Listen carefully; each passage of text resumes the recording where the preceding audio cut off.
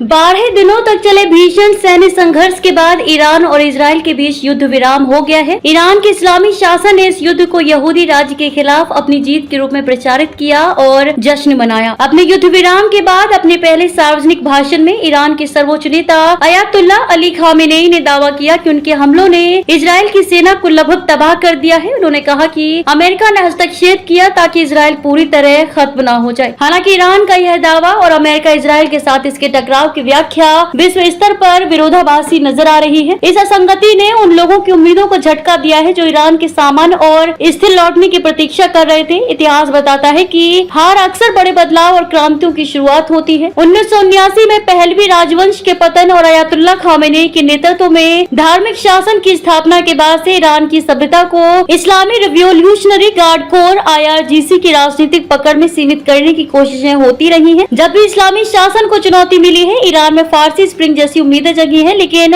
IRGC ने हर बार विद्रोह को कड़ी पकड़ से दबा दिया है। 2009 में चुनाव में कथित धांधली के खिलाफ बड़े पैमाने पर विरोध प्रदर्शन और 2022 में हिजाब के खिलाफ महिलाओं के आंदोलन इसके उदाहरण है। इस बार के युद्ध का एक प्रमुख उद्देश्य ईरान की परमाणु क्षमता को खत्म करना था। 22 जून को ऑपरेशन हैमर के तहत ईरान के 3 परमाणु स्थलों पर हमले किए गए। हालांकि इसका प्रभाव अभी पूरी तरह स्पष्ट नहीं है। इजरायल ने इस संघर्ष में ईरान की सैन्य क्षमता को भारी नुकसान पहुंचाया। संघर्ष के अंतिम दिनों में इजरायल ने ईरान के आकाशीय क्षेत्र पर नियंत्रण कायम किया। इसके अलावा इजरायल ने तेहरान में कई महत्वपूर्ण सैन्य और प्रतीकात्मक स्थलों को निशाना बनाया, जिनमें कुद्स फोर्स का कमांड सेंटर, सरकारी टीवी स्टेशन, लाइव प्रसारण के दौरान बासिज मिलिशिया मुख्यालय, एविन जेल और फिलिस्तीन स्क्वायर शामिल है। इन हमलों ने ईरान की सैन्य और राजनीतिक कमजोरी को उजागर किया। इजरायल ने करीब 1 दर्जन प्रमुख परमाणु वैज्ञानिकों और 29 वरिष्ठ सैन्य अधिकारियों को मार गिराया। सूत्रों के अनुसार ऑपरेशन राइजिंग लाइन के दौरान लगभग 100 शीर्ष ईरानी अधिकारियों को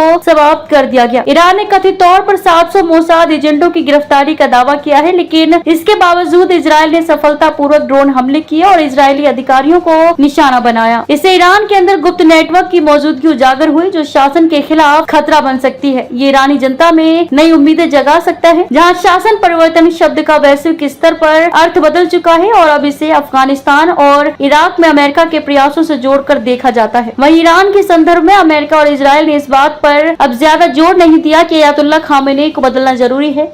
ये बात स्पष्ट करती है कि दोनों देशों ने इस दिशा में किसी जल्दबाजी से बचना बेहतर समझा। फिलहाल अयातुल्लाह का शासन कमजोर पड़ चुका है। उनकी आग की अंगूठी जो इजरायल को घेरने की योजना थी, टूट चुकी है। ईरान के प्रॉक्सी समूह को भारी नुकसान पहुंचा है। हमास अपने अस्तित्व की लड़ाई लड़ रहा है। गाजा की सुरंगें नष्ट हो चुकी हैं। हिजबुल्लाह को भी दक्षिणी लेबनान में बड़े नुकसान झेलने पड़े हैं। सीरिया में हाल की सरकार इजरायल से टकराने की स्थिति में नहीं है। यदि अब्राहम समझौते का विस्तार होता है और अधिक अरब देश इजरायल के साथ संबंध स्थापित करते हैं, तो ईरान की इजरायल विरोधी रणनीति और उसकी पूर्ण समाप्ति की संभावना और बढ़ जाएगी। ईरान पर दबाव बढ़ेगा कि वह इजरायल को मान्यता दे। तेहरान की सत्ता फिलहाल कर्ज पर चल रही है। बाहरी ताकतों द्वारा इसे कमजोर करने की कोशिशें यदि लापरवाही से की गई तो यह अयातुल्लाह के लिए लाभकारी साबित हो सकती हैं। ऐसी स्थिति में राष्ट्रवाद और विरोध के भाव और प्रबल होंगे। 21वीं सदी में ईरान की विकसित और गौरवशाली सभ्यता चाहता है कि वह सम्मान के साथ दुनिया में अपना स्थान बनाए, न कि पराजित के रूप में।